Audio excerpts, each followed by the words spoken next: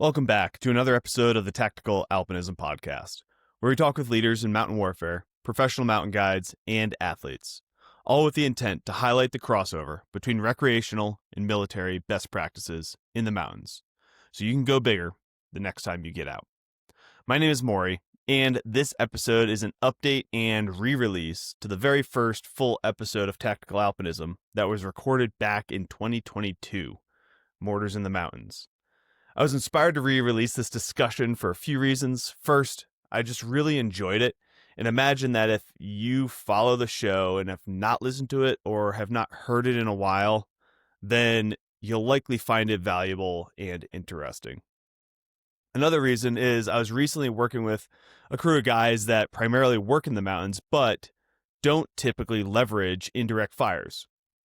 Mortars in particular are incredibly valuable in the mountain fight for both soft and conventional forces because they are highly responsive and have a high angle of fire, meaning that they can get up and over steep terrain features better than many other options. They also don't need line of sight. They can shoot from where they can't be shot at as easily unless there is another indirect fire type of asset. I'll leave my why there and let the guests on the episode tell you more about their unique areas of expertise. The guests are Command Sergeant Major Jay Levy, who is actually now retired since we recorded this discussion, and Staff Sergeant Zach White. And I'll let you tell them more about leveraging mortars in the mountains based on their experiences from the early days in Afghanistan with 173rd Airborne in the case of Sergeant Major Levy, and then training in Alaska and Colorado, and many other cold, austere, mountainous environments in the case of Staff Sergeant Zach White. The podcast is continuing to grow, and that is largely thanks to you all sharing it. Word of mouth is absolutely the way that this thing continues to get in front of the right people who find it valuable. So please share it with at least one person that you think will find it valuable. Subscribe on your platform of choice or follow the show on your platform of choice. And if you haven't, leave a rating and review or a comment. Those help other people find the show in addition to sharing. But sharing is absolutely the best way to get it in front of more people. After I initially recorded this show, I talked to Zach, and he actually was like, yeah, I shared it with my grandma and my unit and my family and my siblings and et cetera, et cetera, et cetera. And for a long time, it was one of the most listened to episodes, despite being the first full episode released on the show. So sharing really does help. Enjoy the conversation, and I'll see you on the backside.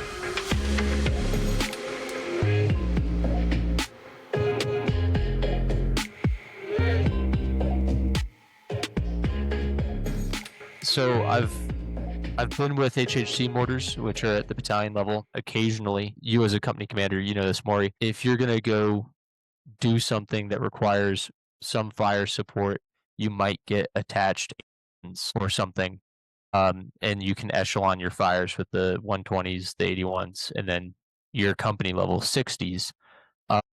Where do I feel like the mortars are best utilized? I think they're best utilized at the company where we can be most responsive. We are the most reactive fires that the company commander has. And because of that, that's why I think they're most effective. What makes mortars more responsive than other options? Well, if I'm a 60 gunner and I'm right there with the company, if I can probably see whoever's shooting at you. And then instead of shooting at it with a 5.56, I can shoot it at it with a 60. Just go direct lay on a target, look through the sight of the mortar, or just go handheld and put your thumb on it. So that's what makes us the most responsive. And then, like, when you look at the whole fires net, if I'm in your company, I know you. I know the fisters that we work with every day. I had a good friend who's a fister, and I know his voice.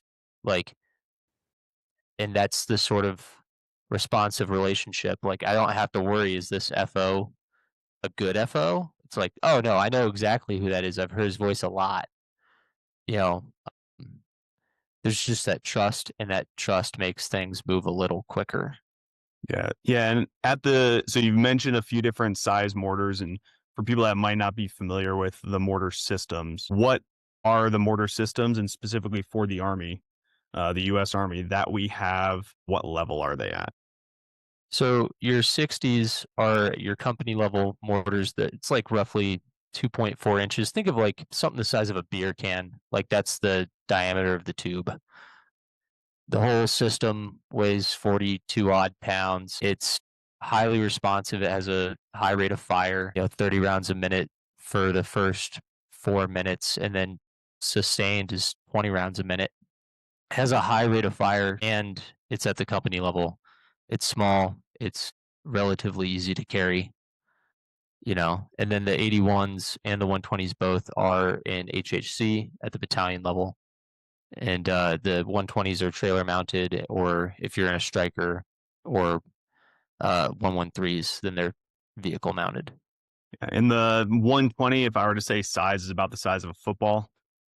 Yeah, yeah, you could stuff like a small baby in there. How many times have you tried that? Oh, every FRG day. Okay, perfect. I love mortars. I know that some infantry people and other leaders like may not. I had awesome 11 Charlies that worked for me. I had awesome section sergeants, and they were just psyched on their job with mortars. Like, what I found was that the mortars just gave me so much time and space as a maneuver leader. And like you mentioned, echeloning fires, the way I apply that is I just look at how far away do I need to be, and then how close can I get without needing to shoot or show where I am. Because the mortars allow me to get so much closer before I ever have to expose where I'm at. So sort of turning that into looking at fighting in the mountains, what is the same, and then what changes from the standard principles of echeloning fires, where you go from big to small bullets as you get closer? It's a great question because, like, I talked to Zach a few weeks ago on the phone, and he was asking for like some advice and just experiences of past combat operations of like what he's getting ready to go into. And I would say that first off, he's very knowledgeable about mortars. Like, I mean, I've been out of the mortar game for, probably 12 years, and it's bringing back a lot of good memories for me. But when you go to the mountains, as I'm looking, like I took some notes and I was rereading some articles that we published about fighting in the mountains. Sometimes this quote that is, sometimes the book answer isn't always right. So when we talk about echelons of fires and keeping our mortars, being able to provide covering fire for infantry, dismounts to be able to maneuver on the enemy. I would say in the mountains, number one, you're not maneuvering on the enemy. It's just you're being engaged probably from 700 meters out to 2,000. So your mortars are really your ability to immediately respond and allow your platoons to be able to return fire onto the enemy, allow them to move from their covered and concealed position either into like a vehicle or to be able to maneuver into a fighting position in order to engage the enemy. And my whole thing was the mortars are the ability to allow for people to get in the open, to engage with like javelins, allow, if you have a patrol out there, to be able to fix the enemy in position while you finish them with mortars or cast or indirect. So I really think that your mortars are your fixing force in the mountains.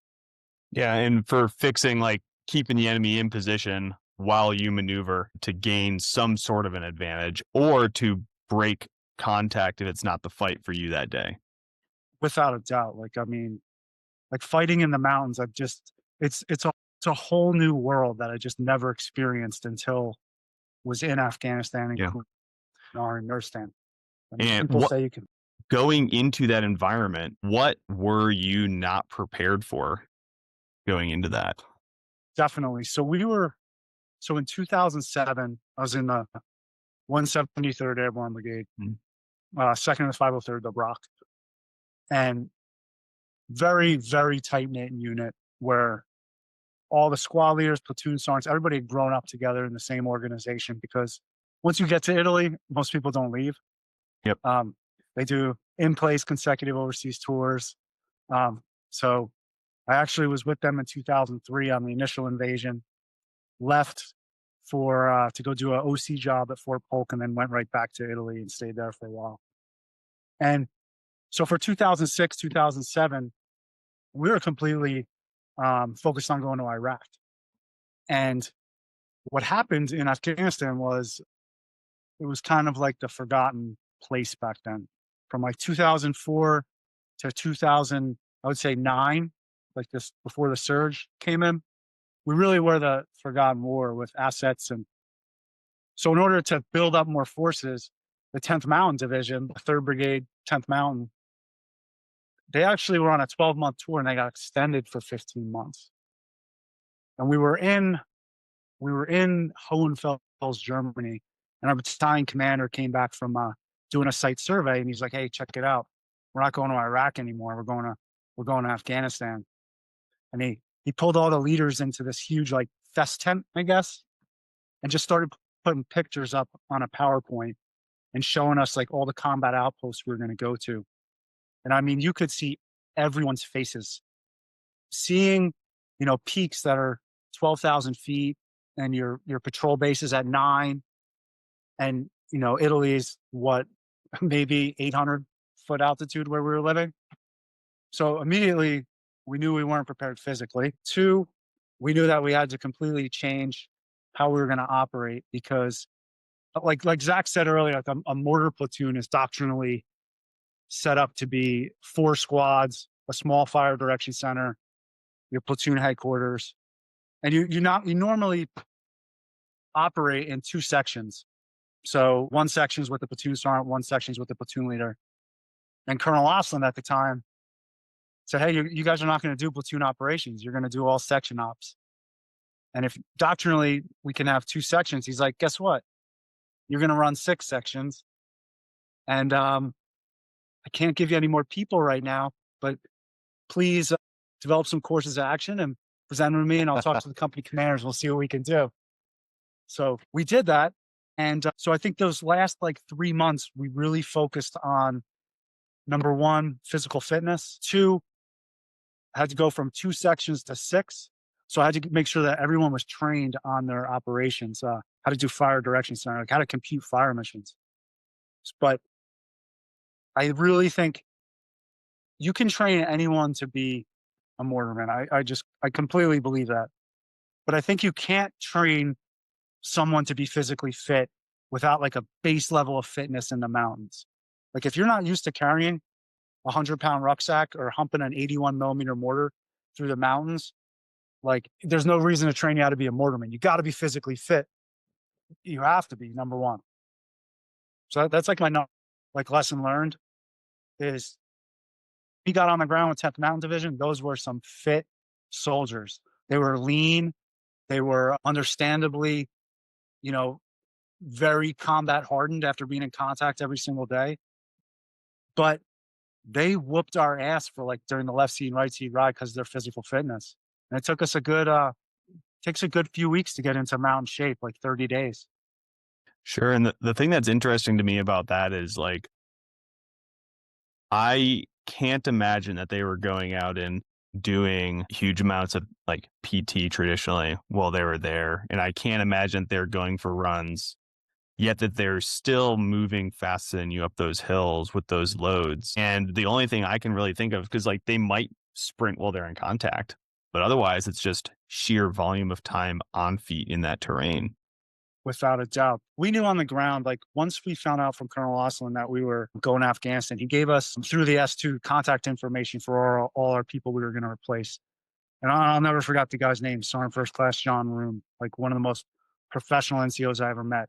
Answered every question I had. And I'm like, "Hey, what would you do to prepare?" And besides all the logistics, he's like, "Put heavy weight on your back and just walk uphill. And when it walks, sit down, get back up again, and just do it," because you really, I don't believe in the whole I really believe like combat focused PT is the way to go. Like kind of what we're doing now in the Army with the ACFT, explosive movements for short amount of time and building up endurance is the way to go. Sure. Yeah, and I'm a big believer in what I call polarized training, where like you build your strength on the one side and you build your ability to go really long on the other side. And then like those two fill in the gap towards the center. And like what you're saying, it is that like you have to have the capacity to pick up a 100-pound ruck in a 42-pound mortar system first before you can hope to walk with it. I would say like because the first summer over there in '08, excuse me, in '07, was lots of like con ops, air assaulting into the mountains. And our commanders and company and battalion commanders expected us to be able to carry heavy weapon systems into the mountains. Like when they say, hey, you're going to air assault with a 50 cal machine gun, a Mark 19, an 81 millimeter mortar, like they mean you're going to air assault in and you're going to carry that thing either on a sked, you're going to man carry it because you need that fire support in the mountains. And luckily, we had some strong people, like some very strong leaders out there who made it happen. Shifting gears a little bit now that you're in the organizational level leadership, at your level, how does a leader effectively bring their ideas to you? How do they sell you on that idea so that it happens? Looking at the like squad level, the platoon level leaders who have a hard time and get really frustrated that they have all these good ideas and that they aren't happening. It's a great question. I think Zach said it first, but let's hear what he has to say, and then Yeah. because he nailed what I want to go into, and he said it. Let's see if he can bring it on So, home. first, this goes back to my other job, but as a firefighter, like I ride backwards. I have a boss. He wears a red hat. He's a captain, right? And not everything goes right on every fire. And afterwards, the way I've found to approach that is like, "Hey, boss, we could have done that better," or "Hey, I think we missed something." And so taking that because it's not an attack. It's it's not directed at anybody. It's we as a team.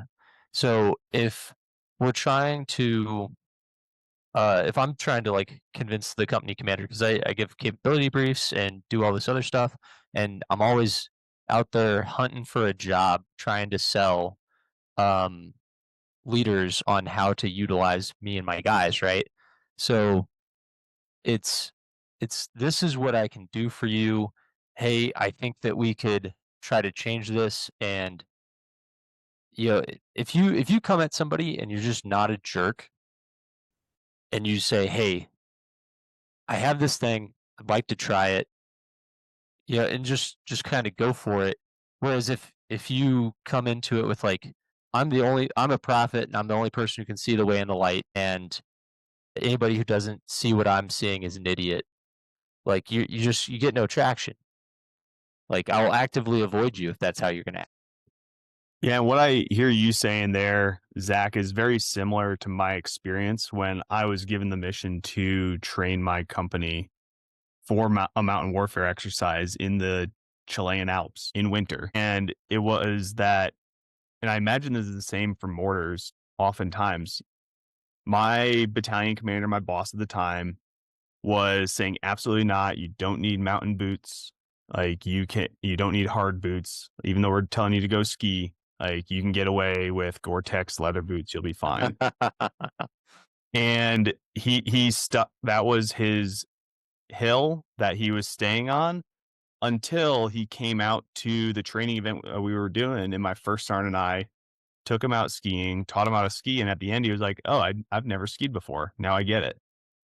And it was, he had no frame of reference to make a decision from other than the one he had. And I imagine that's not dissimilar to the way mortars get implemented. He hit the nail on the head. And it starts from day one with trust. Traditionally, in the mortar career field, the non-commissioned officers are the subject matter experts, whereas you have officers who, um, hopefully, your platoon leader has been in the infantry mortar leader course. He or she is usually one of the best platoon leaders in the battalion. And then a battalion commander, hopefully, he's had a positive experience with mortars in the past.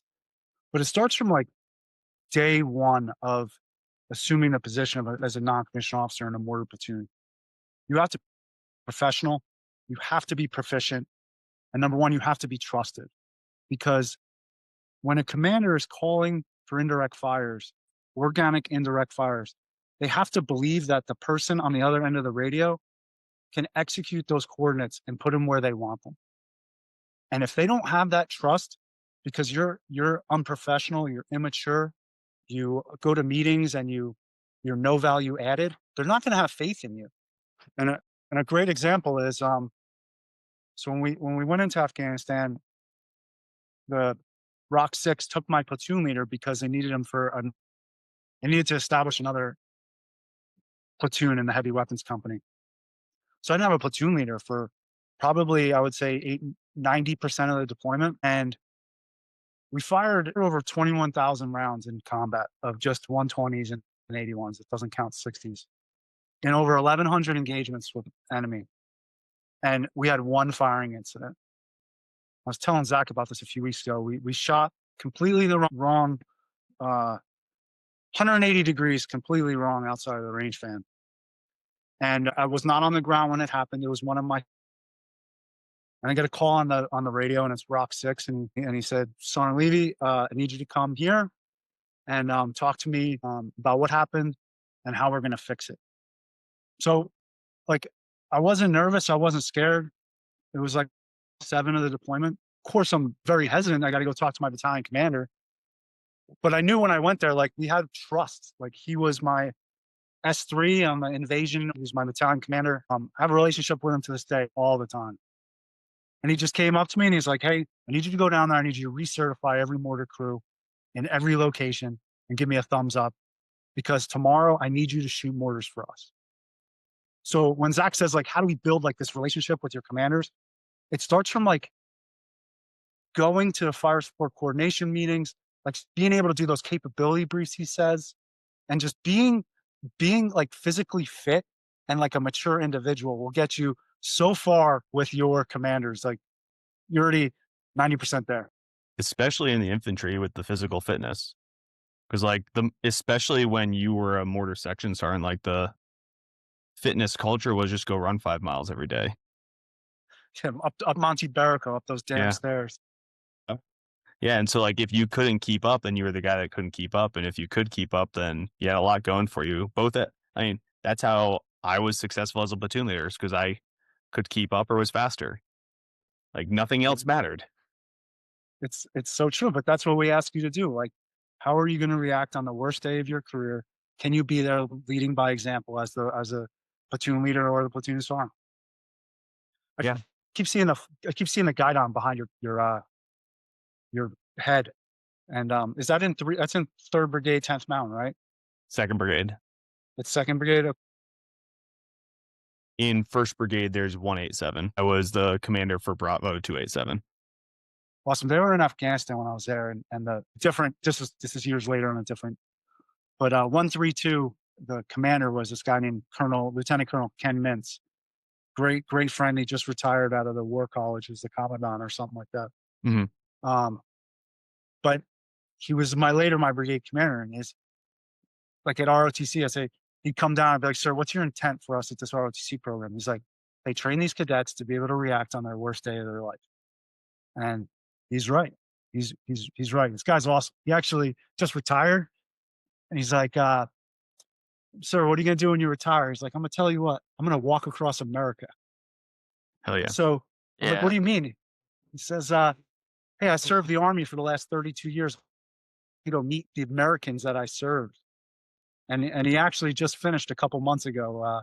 You can check him out on Kenny Walks Across America, I think is his website. Cool. But just a phenomenal leader from 10th Mountain. 10th Mountain was an interesting place. Like because my 2 experiences operationally, conventionally, were 4th ID and then 10th Mountain. And one of the things that I noticed in 10th Mountain was, I don't know if it was the environment, the culture, I mean, really all of it, because all of it creates the thing, was that the unit was so much tighter than the units that were in locations that were nicer locations. And it was a combination of training, combination of that real experience and that heritage, I imagine, And then also just the environment of like, you had to go out to the bars and hang out with the people. Like 10th Mountain was a really cool unit to be a part of because of that history. And one thing I'd like to circle back to that you said, the consistency that you had in Afghanistan with your team, where you shot over 21,000 rounds and only had one incident. How do you get a unit to that level of consistency? I say it all the time. I really, just because of the phenomenal leaders I had, I had a command sergeant major who was my first one at the time, Scott Burzak.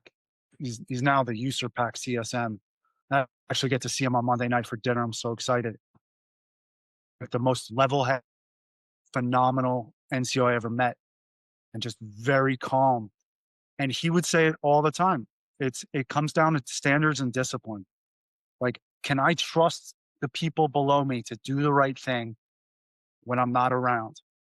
Or they have the discipline to worry about the basics. Like Rock 6 always had, we had our big five: it was shoot, move, communicate, medicate, and communicate. And physical fitness. I think I said communicate twice, so edit that out. Son. But you have to be able to look at your people, and you've got to be able to task organize in accordance with their capabilities. If you know that this guy's really strong at physical fitness, but this one isn't as strong, but he's very good at FDC, fire direction control, maybe we put him in a position where he's not going to have to directly lead soldiers right out to the mortar firing pit, but he could be the one who's doing all the computations. But I really think it comes down to like tough, realistic training in the hardest conditions you can imagine. Like you lived it, sir, at 10th Mountain. It's really easy to stay inside a tent when it's snowing and it's 10 degrees out. But at 2 a.m, are you able to get these guys to pull security? Are you able to have them do their job, do the basics of weapons maintenance, keeping their radios operational? And I truly, truly believe like the harder you train back at home station, it's going to pay off in combat. I really do. Yeah, I think that where I've seen the most success with the hard realistic training is not where it's like every single time is that hard realistic training. It's the same thing applies for fitness. Same thing applies for being successful with your technical job. Like name the thing, it applies. We have to build capacity first by doing the easy reps, by doing the intentional reps, by deliberately recycling back to where you screwed up and then going forward again, so that when you need it, you can then utilize that capacity you've built. Excellent point. And where I saw that more than anything was with my soldiers, where we deliberately did skill level 1 tasks testing for our squad leaders. First, we started with an ACFT, sent our squad leaders through a dozen different skill level 1 tasks after a 6-mile ruck. And the thing we noticed was every squad leader was great at something and all of them sucked at something. But it was our validation to make sure those squad leaders were understood the standard we expected of them, and their soldiers evaluated them on the tasks that the skill level 1 tasks they were doing. So now they built that trust and they built that capacity. So now I can trust them to go teach that stuff. And I'm hearing the same thing from you in putting the right people in the right place and then building the capacity through reps before you ever get to the hard realistic training.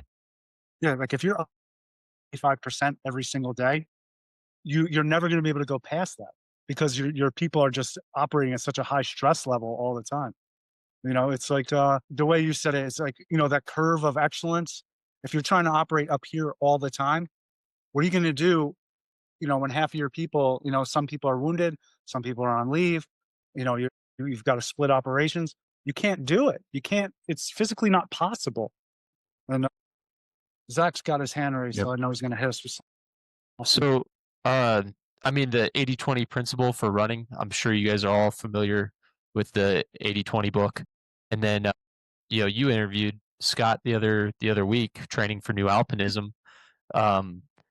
like getting low intensity reps. Like in Alaska, one thing that we would do is in the summertime, have guys wear their mittens while they, you know, use the 50 cal or something. Go ahead and set up that tripod while you're wearing your mittens.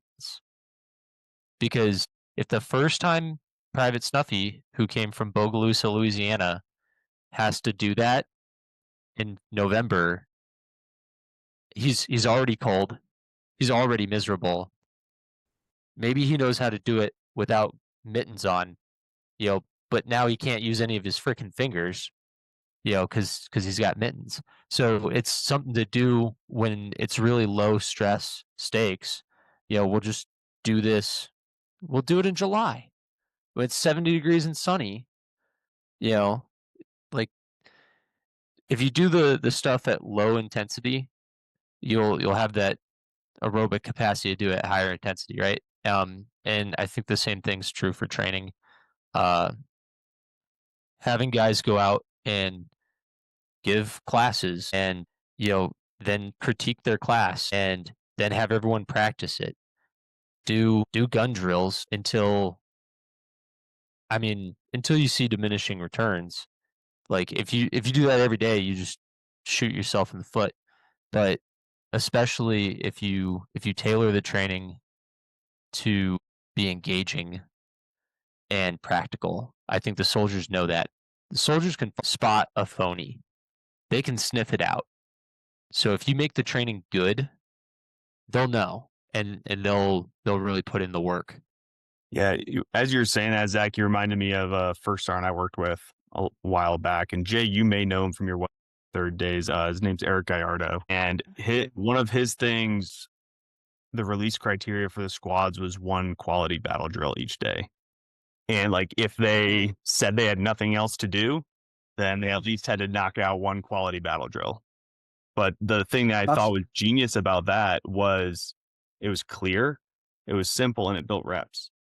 He was one of the best squad leaders we had. He's phenomenal leader. I'm not surprised he's a sergeant at all. He's actually, he just got selected for the Sergeant's Major Academy. Yep. So I'm not sure what his plan is, but I'm definitely probably going to have to text him now. Yeah. No, when he got promoted, his wife punched him in the chest so hard that she put him through the wall of the battalion conference room. Hell yeah. Does not surprise me. Yeah, they're great.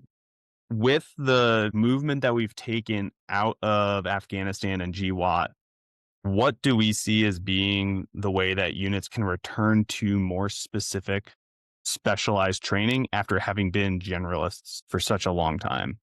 It's a good question. I mean, I think you can't prepare for everything. You always have to exploit whatever opportunities are available in your area. So if you're a squad leader at Fort Campbell, take advantage of sending your guys to air assault school, ranger school, pathfinder school. If you're a West Point cadet, take advantage of every opportunity you have during summer training, whether you're going to airborne, scuba school, whatever you can. No matter where you're at, there's always an opportunity to train. There's always the ability to reach into professional development schools, subject matter experts that are in your unit, or just picking up a damn book and learning some doctrine and trying to go out to the field and test things out. Because your biggest, I can't believe how busy people are in the Army right now. When I'm down here at Fort Bliss, and these the soldiers here, they work their asses off. They are always in the field doing gunnery. They're going right into like a deployment over into Europe, or they're getting ready for a combat training center. So you really have to, it goes back to your trust with your commanders, and you got to be able to go to them and carve out time in order to do skill level 1 training, whether it's shooting, moving, communicating, because it's the last thing you're ever going to have enough of is time. Zach? So on the other end of that spectrum, take advantage of what's local to you outside of the Army. If you're stationed in Alaska, go hunting, go fishing, go trapping, go skiing on Birch Hill or Moose Mountain or wherever you have available to you. There's so many things that can be hobbies that just translate well to the profession of arms. Go shoot an IDPA match. Go hike. And I get it. The Army makes hiking very unfun. The Army can ruin anything. And that's how you have guys counting the days until they ETS while they're at the rifle range, shooting guns with their friends. And somehow it's still a miserable experience. So go out and find something fun that can still translate to this job. You know, this is a super probably wrong answer, but turn your phone off and go away from the company footprint and train. And if someone really wants to look for you, they'll send a runner, or you'll have 80 phone calls and text messages when you get back to the mortar cage, and you might get your ass chewed. But you know what? You got really good training because no one came to bother you about doing NCOER, no fail last minute taskers. And that's something that the army is like. The army is flexible to the point of like breaking, because no one in the army wants, or very few people in the army want to say no to something. Like they're people who want to do stuff and they'll make it happen. And we're very bad about saying, hey, actually, I can't get that done. Or that's really fucking stupid and kind of a waste of my time. So it's the wrong answer, but like turn your phone off and go back. Go out back and just train your guys. Yeah, and I'm gonna disagree with you on it being the wrong answer, because for me as a commander, if I needed something done, I just walk into the back, and the people that weren't doing anything, they were the ones that did the thing. So, like, if you didn't want to have to do something stupid, then go train. And my filter for like things coming from anyone other than the battalion staff, from the S3, my XO or my boss, and his sergeant major being the exception, if they sent me an email, I ignored it until they called me or walked into my office. And like turning off your phone is another example of that type of filter, where it's like, if it's valuable, then it'll be something that gets your attention or is brought to your attention. And this is certainly something that happens in HHC, where you're close and you're the half of the infantrymen in HHC, the other guys being the scout snipers, right? Like whenever the talk needs to be set up, you're not going to find me or HHC mortars anywhere near you guys, because that's actually like, you're not going to have my soldiers. You're not going to have HHC mortars around you to set up the talk. Like we're going to be out occupying an MFP and doing something else. I appreciate you saying that that's the right answer. I haven't had a whole lot of a warm reception to turn my phone off and go train. I have yet to learn how to say this in the moment, but I've had a lot of phenomenal NCOs say I've been chewed out before. I'll get chewed out again. Oh yeah, tomorrow probably. One thing that I try to lean into as much as possible, and you touched it with talking about having some of your guys teach classes, is the methods of learning that are different for different people, and then their percent retention.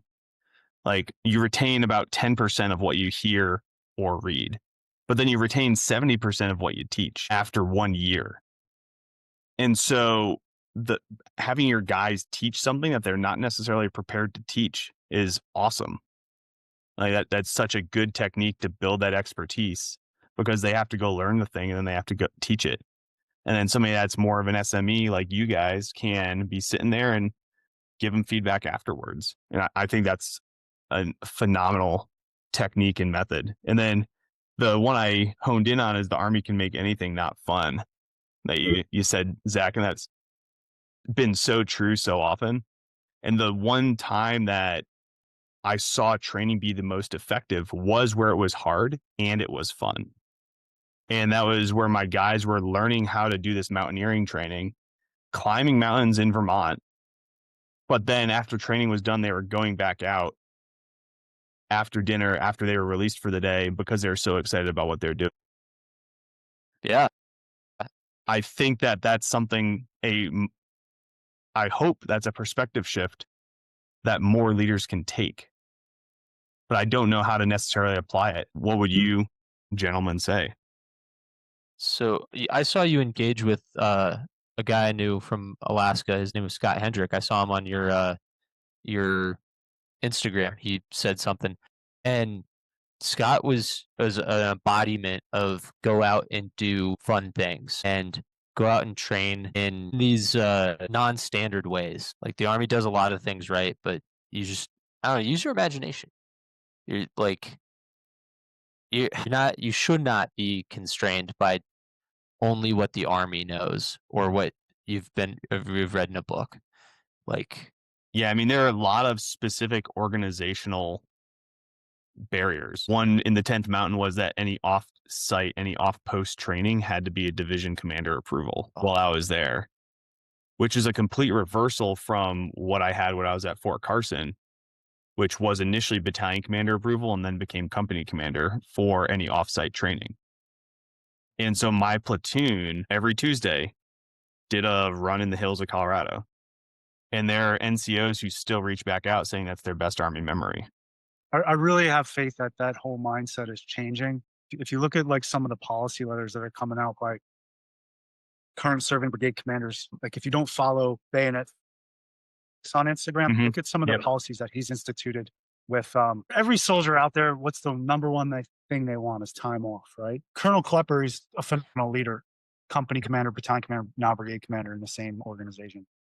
So he's saying, hey, I want to build highly lethal, physically fit teams, squads, platoons.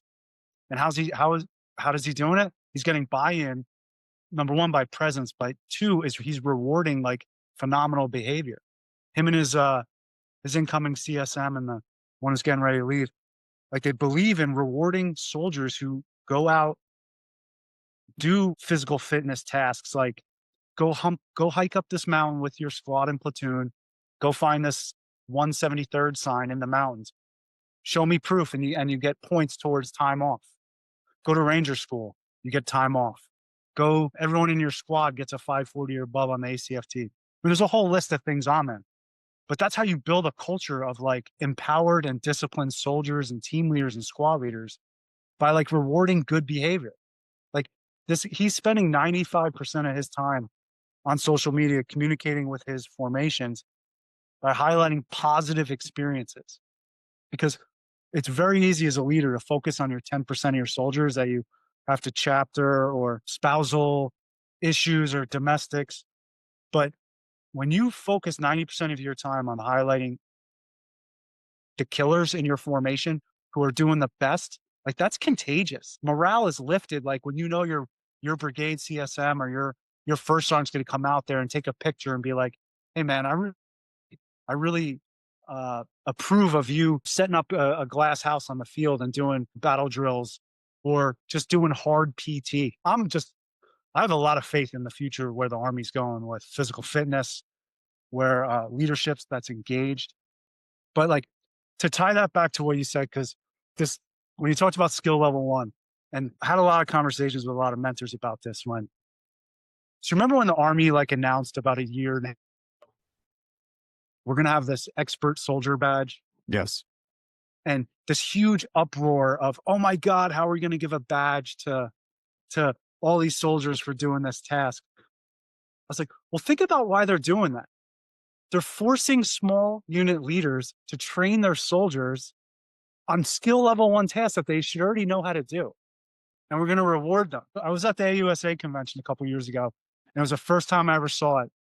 And this kid would instill like professionalism, a standard of proficiency across the force. I'm all for it.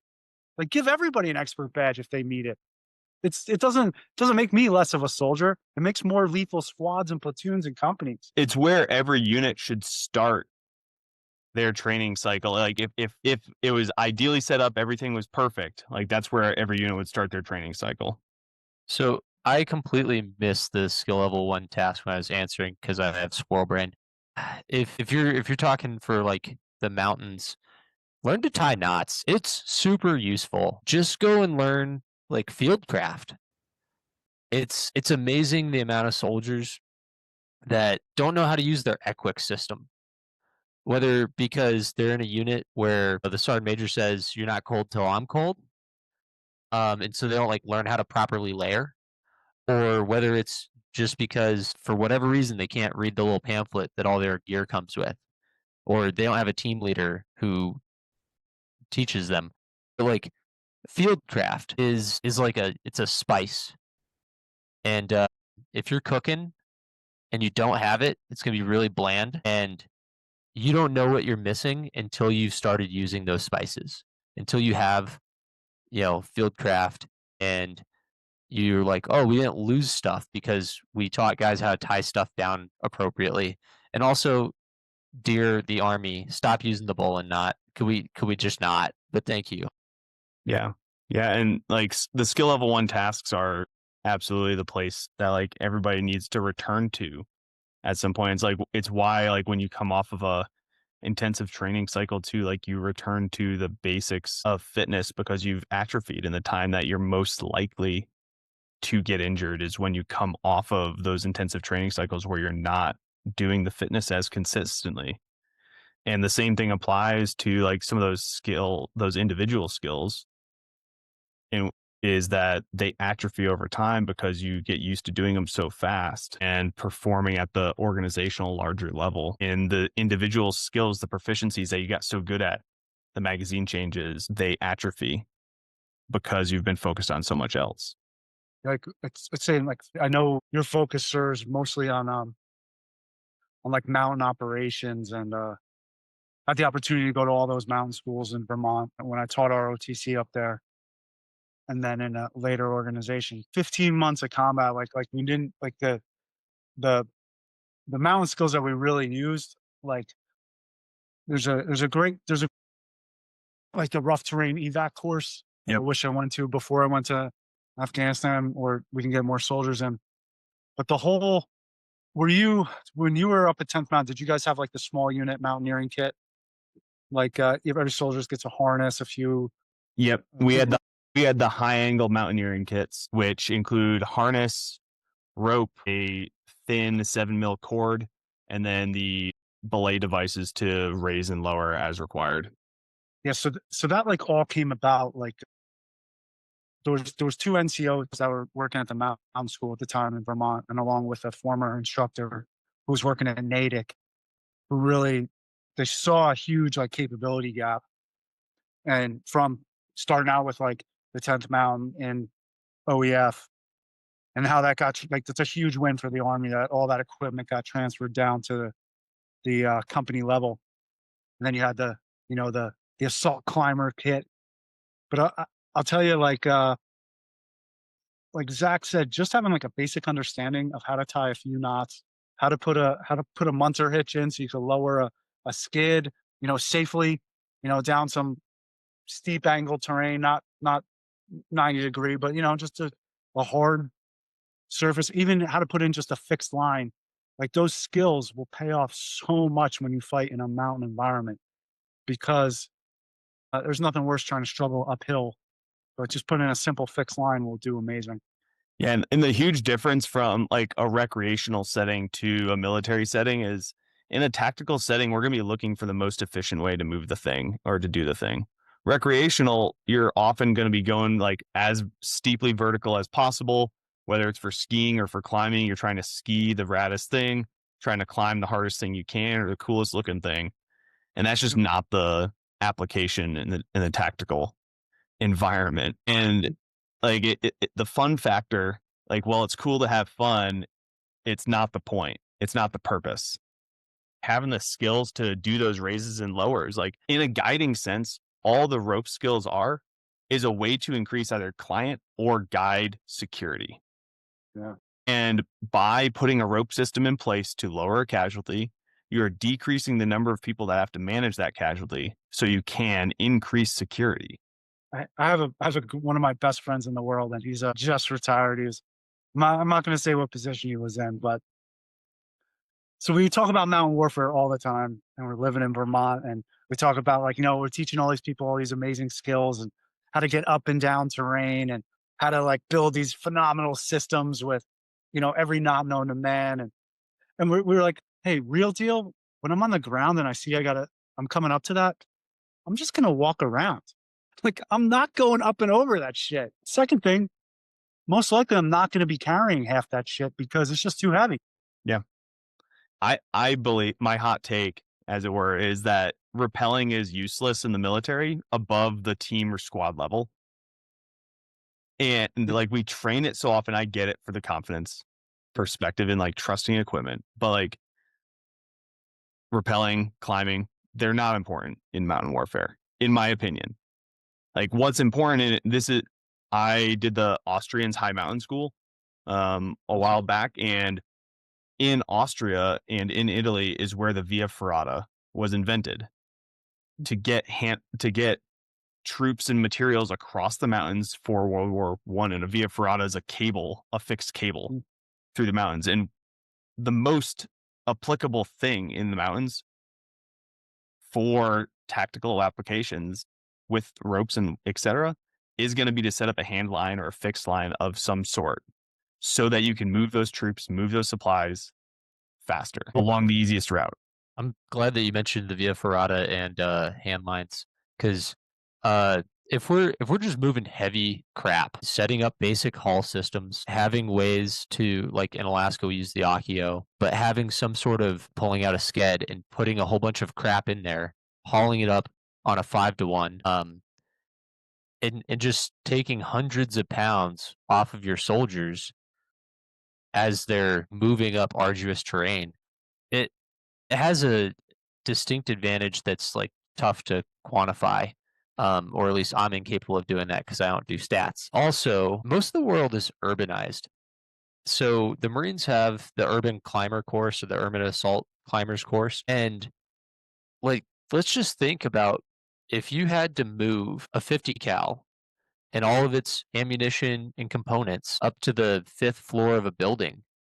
That's just enough steps for that to be miserable. But we could throw a rope, we can rig it up, and we can bring it up. I mean, the fire department does it all the time to get tools to high places. Just throw a rope out there, tie it up, and hoist. Yeah. And like, I mean, even in the urban setting, what you're saying circles back to fitness. Like one of our mutual acquaintances, Scott Johnson, uphill athlete, like he trains people for the tallest mountains in the world by having them walk the fire stairs in tall buildings. And so like if we have to tactically operate in those tall buildings, it's the same as hiking up a mountain, just a little bit more, I guess, usual because we're going upstairs instead of being uneven terrain.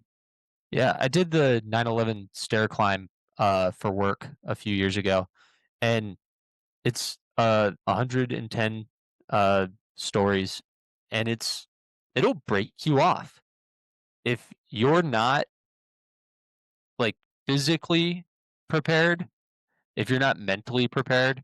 And I know it's only like, oh, it's only, going to take you an hour or whatever, but it's monotonous. It gets hot. Everyone's breath fogs up the stairway. Like, if I don't know, go do it.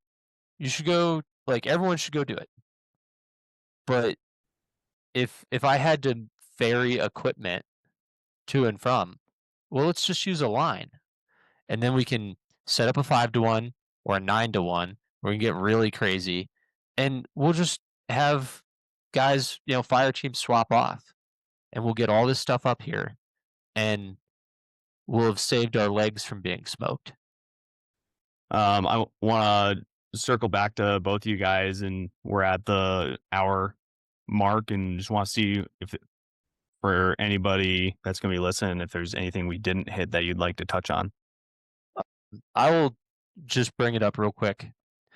So, defilade, a doctrinal term for hiding behind something. I think it says that in the book verbatim. If you're someone in the professional arms out there and you're wondering what mortars can do for you in the mountains, it's kill targets behind defilade. And if the low angle fires that howitzers provide will not be useful or available in every situation, and even having close air support might not do what mortars can do. Like mortars can fill a very specific niche role in the mountain fight. I got some whiz wheels here just cuz. And if we're shooting an 81 with HE at a target that's a kilometer away, our max ord on charge 1 is between like roughly 920 meters. Like, that's our max ord. So how many things can we shoot over? Like how and the answer is a lot. So if you're getting shot at and the howitzers can't hit it, odds are the mortars can go up and over whatever terrain is in between them and the enemy. So obviously, there's a 3D battle space, and I don't know. Reach out to your local mortar section sergeant and get your learn on. Yeah, and I loved having my mortars and being able to give them the sort of the space to accomplish my mission. Like what I ended up doing at the company level in the environment we were operating in is we had some ATVs and M razors, and so because we had roads that were fairly easily accessible and could keep the mortars behind us, like they could fire an MFP and displace within a matter of seconds because they had those M razors and ATVs, and they could cover so much space in that way at just the company level. And like they were amazing because they can get up and over stuff, as you said, Zach. Jay, anything you want to leave anybody listening with? I would say, like, if I was going back into the mountains and I knew that I was bringing a platoon there, this is just some lessons learned. Never accept a fire mission without knowing the altitude of the observer and knowing the altitude of the target. It's not mandatory for like the firing a grid mission, but you will be amazed how quickly, how short or long your rounds will end up if you don't know the altitude to the target. I'd say, like, the second thing is know how to fix your equipment, because just like when you're out on a long trek in a civilian world or you're doing a combat operation, logistics is hard. And if you can't fix your equipment because you don't know how to take a bipod apart or a mortar base plate apart, clean it, and put it back together, like you're gonna fail because it takes a long time to get a replacement. Yeah, repair kits are a whole other conversation. Yeah. Um, I would say, like, and I would never ever let a day go by in the mountains, especially if you're in like a static combat outpost, without improving your position. Like if you have to fill like 8-foot HESCOs by hand because you can't get, you know, a civilian or a military piece of like construction equipment out there to fill it, you got to do it. Like, I loved resupply days because we would get tons and tons of 120 ammo. And there's nothing better than building like a firing position out of a 120 cans that are filled up with dirt and then camouflaging them. And then I would say, like, the last thing is you have to train the people to take your job because people get wounded all the time. One of my favorite Americans in the world, like, best squad leader ever, and he's now a sergeant major. Like, he got wounded on 31 July 2007. Like, refused medevac, and when the platoon leader on the ground was killed, like using his back as a mortar bipod because it got destroyed. And if we didn't have capability to backfill him like immediately while he got medevac, like, combat's not slowing down.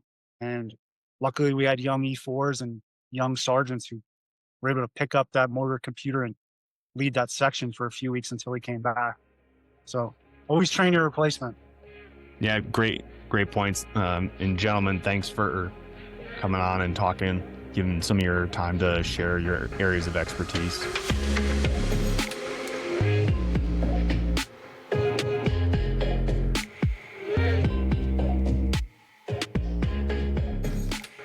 Welcome to the after show for the re-release of the episode Mortars in the Mountains with Command Sergeant Major Jay Levy and Zach White.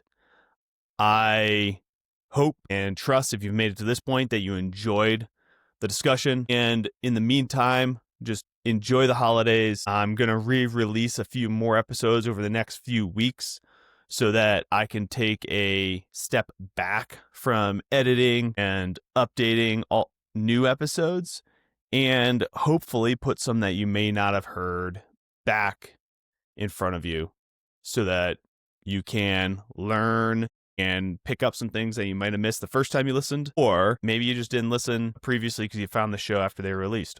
And so I hope you enjoy these discussions. Second is the Tactical Alpinism Oak community group is live. I am charging $5 the cost of a coffee, and a bunch of you have reached out asking like, hey, how can I support the show? It's like, even if you're not going to be, that's a great way to do it. And it's also, Oak is a great way to find partners in the zone that you're in. It's not as active in the US yet as it is in Europe, but it's actually gaining over 2,000 people per month right now in active users. So it is growing quite rapidly. So I encourage you to get into Oak and to join the Tactical Alpinism community. To do that, there's a link in the show notes for this show, or you can find it in the bio on the Tactical Alpinism Instagram if it's in proximity to when this episode's released. Of that $5, at least half of it is going towards the 10th Mountain Foundation mentorship that I announced in previous episodes. And so that half of that $5 is going to continue the funding that's available for that grant and for that initiative, so that people who are in the military and looking to get more developed in their mountain progression can get mentorship from other folks who have been where they are and were once in the military. The secondary purpose is I am able to pay certified former military guides to provide that mentorship using the grant. And so the intention is that you get out with certified guides in a capacity where they are either partially or fully paid for their day of mentorship that they are providing. So if you want to know more about the grant, let me know. Shoot me a DM, shoot me an email at info@tacticalalpinism. And to join the Oak group, you can find that in the Instagram bio or in link in the bio, the show notes of this page, or at tacticalalpinism.com and click on the community portion, and you'll be able to get over to finding how to get into the Oak community. I won't let you in until you've paid for the group, but once you have, then you have full access to the chats, the people, past podcast guests, etc. Thanks for listening. And the last little bit of CYA is that the views and opinions on this podcast are those of the speakers, do not necessarily represent the views, stances, or opinions of any of the entities that they may represent. Thanks for listening, and I'll catch you next time.